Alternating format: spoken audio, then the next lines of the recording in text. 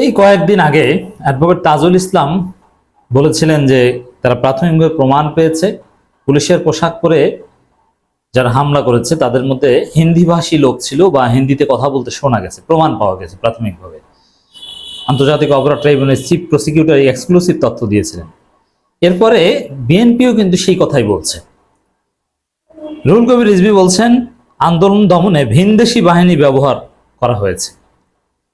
BNP বলছে advocate Tajul Islam প্রমাণ পাচ্ছেন, আবার রফিকুল ইসলাম মাদানী রিমান্ডের ঘটনা বলছেন যে হিন্দিতে কথা বলতে শোনা গেছে, এবং শাইখে চরমোনাই ফয়জুল করিম সাহেবকে নিয়েও এখানে আলোচনা হচ্ছে যে তিনি ভারতের দালাল। কথাটা এভাবে আসছে, ভারত আওয়ামী লীগ সবাই মিলে ফয়জুল করিমকে দায়ী মুক্তি দিতে, নাম কেটে দিতে দেখেছেন, এরকম অনেক ঘটনা শোনা যাচ্ছে। তো এই বিষয়টা নিয়ে আবারও একটু আমরা আলোচনা করতে চাই। যেহেতু বিএনপি বিষয়ে মুখ খুলেছে, এটা খুবই স্পর্শকতা, এটা আমাদের স্বাধীনতা সার্বভৌমত্বের সাথে জড়িত। ভারতীয় বাহিনী বা ভারতের লোক বাংলাদেশে এসে আন্দোলন দমন করতে ভূমিকা রাখবে, মাঠে নামবে, গুলি করবে, এটা আমাদের সুনির্দিষ্টভাবে আমাদের সার্বভৌমত্বের লঙ্ঘন। এটা নিয়ে আমাদের সিরিয়াস হতে হবে। সে ভারতীয় বাহিনীর সাথে যদি চরমোনাই পীর সাহেব বা কারো যোগাযোগ থাকে, অবশ্যই এর তদন্ত হতে হবে।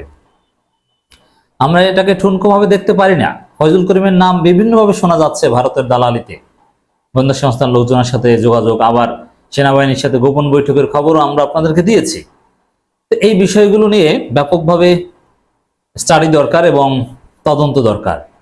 বিশেষ করে রফিকুল ইসলাম মাদানী সাহেব যে কথাগুলো বলেছেন, আমার মনে হয় যে এগুলো সংশ্লিষ্ট কর্তৃপক্ষের উচিত খতিয়ে দেখা, যে কারা ছিল, কারা রফিকুল ইসলাম মাদানী রিমান্ড নিয়েছিল এবং কারা কার নাম কেটে দিয়েছিল। এগুলো কাগজ কলম ঘাটলে, পেপার ওয়ার্ক করলে এগুলো বের হয়ে আসবে। অতএব শাইখে চরমনের সম্পৃক্ততা কতটুকু, তিনি আসলে ভারতের দালাল কিনা, এটা রাষ্ট্রীয় বাহিনী যদি সিরিয়াসলি তদন্ত করে, তার নাম ভারতীয় বাহিনীর উপস্থিতিতে, হিন্দিভাষী কারো উপস্থিতি কাটা হয়েছে কি হয়নি, এগুলো সব খুঁজলে পাওয়া যাবে।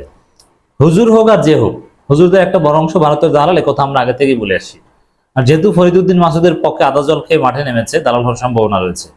অতএব এদের বিচার হওয়া উচিত, অ্যাটলিস্ট তদন্ত হওয়া উচিত। তদন্তের শেষ পর্যন্ত যা ঘটবে ঘটুক, অ্যাটলিস্ট এই বিষয়টা খতিয়ে দেখা উচিত যে সব জায়গায় চারদিক থেকে আমরা ভারতীয় বাহিনীর সম্পৃক্ততার কথা শুনছি। অতএব বাংলাদেশের রাজনীতিবিদদের অনেকে ভারতের দালালি করেছে, এই দালালদেরকে চিহ্নিত করাটা জরুরি। আমাদেরকে আমাদের জায়গা থেকে কথা বলতে হবে।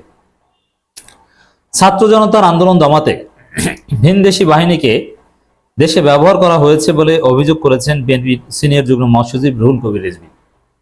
তিনি বলেন, আগে কথা বলার স্বাধীনতা ছিল না, অন্তর্বর্তীকালীন সরকারের সময় সেই স্বাধীনতা রয়েছে। ছাত্র জনতার আন্দোলনে পুলিশের গুলিতে নিহত শোকাহত পরিবারকে সহায়তা দেওয়ার এক অনুষ্ঠানে রুহুল কবির রিজভী কথা বলেন। বৈষম্যবিরোধী গণ আন্দোলন চলাকালে রাজধানীতে গুলিতে সৈকত চন্দ্র দে ও পারভেজ নিহত হন। ওই দুই পরিবারের তরফ তারেক রহমানের পক্ষ থেকে নির্দেশনা দেওয়া হয়। বিভিন্নভাবে চেষ্টা করছে বিএনপি পাশে দাঁড়ানো, তবে আহত নিহতদের পাশে সবচেয়ে কার্যকর ভাবে দাঁড়াচ্ছে জামাত ইসলামী। তাদের আন্তরিকতায় জাতি মুগ্ধ। এ সময় রিজভী বলেন, এখন পর্যন্ত সরকারের বিপক্ষে কেউ কথা বললে তাকে আয়না ঘরে যেতে হয় না, এমন পরিবেশের জন্যই বিএনপি আন্দোলন করেছে। রাইট। বিদ্যুতের ঘাটতি নিয়ে তিনি কথা বলেন যে শুধুমাত্র ভারতকে খুশি করতেই নিম্নমানের যন্ত্রপাতি এনে রামপাল বিদ্যুৎ কেন্দ্র করা হয়েছে। ভারতের বিরুদ্ধে রুহুল কবির রিজভী আগেও সোচ্চার ছিলেন, এখনো সোচ্চার আছেন। এজন্য রুহুল কবির রিজভীর প্রতি আমাদের আস্থা এবং ভালোবাসা।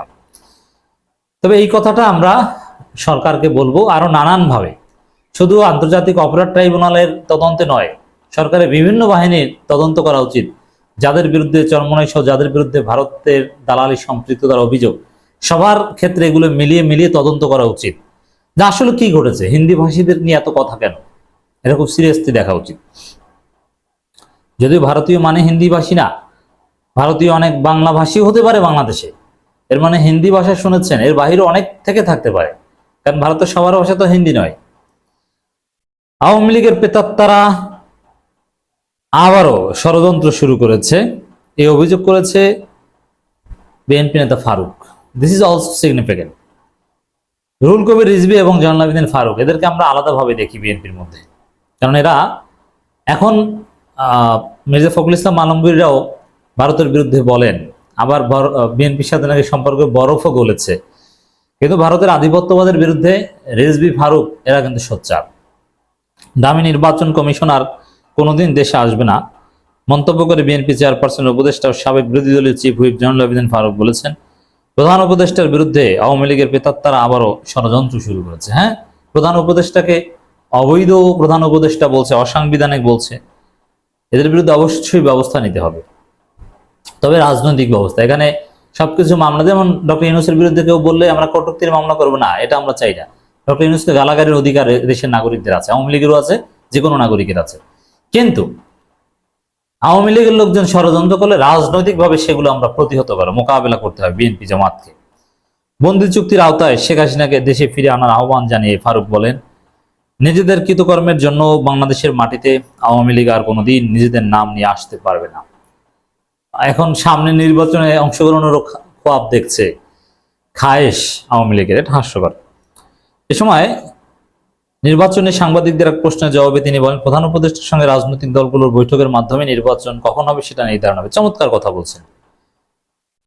বিশেষ করে রিজভী ফারুকের কথা দেখবেন সবসময় পরিশীলিত। রিজভী আরেকটা কথা বলছেন, জনগণ নয়, শেখ হাসিনার সঙ্গে বন্ধুত্ব চায় ভারত। আর ফখরুল বলছেন কি, বরফ বলেছে। রিজভীর কথা যে সবসময় প্রতিবাদী, সঠিক লাইনে, বুঝতে পারছেন?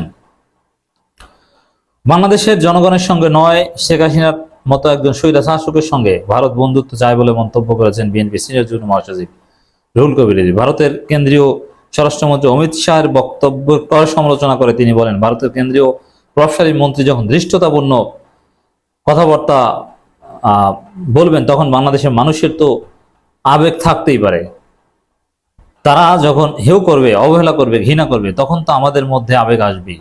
বাংলাদেশের জনগণকে তারা পছন্দ করে না, জনগণের সঙ্গে তারা বন্ধুত্ব চায় না, তাদের পছন্দ শেখ হাসিনা।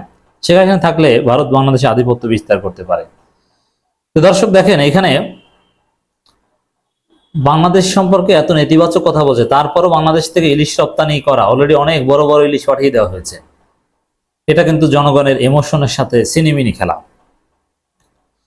এ বিষয়ে কথা বলছেন রিজভী। দুর্গাপূজা উপলক্ষে ভারতে ইলিশ মাছ রপ্তানি প্রসঙ্গে রুহুল কবির রিজভী বলেন, আমাদের একজন উপদেষ্টা বলেছেন ভারতে ইলিশ রপ্তানি করা হয়। এখানে আবেগে কথা বললে হবে না। বাঙালি জনগোষ্ঠী ভারতেও আছে, দুর্গাপূজার সময় ইলিশ তাদের একটা বড় উপাদান, সেটা আমরা জানি। আমরা কোনোদিন ইলিশ রপ্তানিতে বাধা দেয়নি। কিন্তু ভারতের স্বরাষ্ট্রমন্ত্রী যখন বলেন বাংলাদেশে অবৈধ অনুপ্রবেশকারীদের উল্টো করে ঝুলিয়ে সোজা করা হবে, তখন আমাদের মধ্যে আবেগ তৈরি হবে, এবং এই আবেগকে সরকারকে সম্মান করতে হবে। আবেগের কারণেই কিন্তু অন্তর্বর্তীকালীন সরকারের লোকজন দায়িত্ব পেয়েছেন। তারা তো আর ভোটে জিতে আসেনি, জনগণের আবেগে দায়িত্ব পেয়েছেন। আবেগকে সম্মান করতে হবে। চমৎকার কথা বলছেন রুহুল কবির রিজভী। আমি আবারও বলতে চাই দর্শক, এই কথাটা খুব সিরিয়াসলি আমাদের বিশ্লেষক, অ্যাক্টিভিস্ট, এমনকি সরকার, সবার খতিয়ে দেখা উচিত। চারিদিকে হিন্দিভাষী ভারতীয়দের উপস্থিতি, পুলিশে, রিমান্ডে, ডিবিতে, বিভিন্ন জায়গায়, আবার হুজুরদের সাথে সম্পৃক্ততার কথা, এগুলো খতিয়ে দেখা উচিত। আমার মনে হয় সুষ্ঠু তদন্ত হলে শেষ পর্যন্ত চরমোনাই পীর ভারতের দালাল হিসেবে ধরা পড়তে পারেন।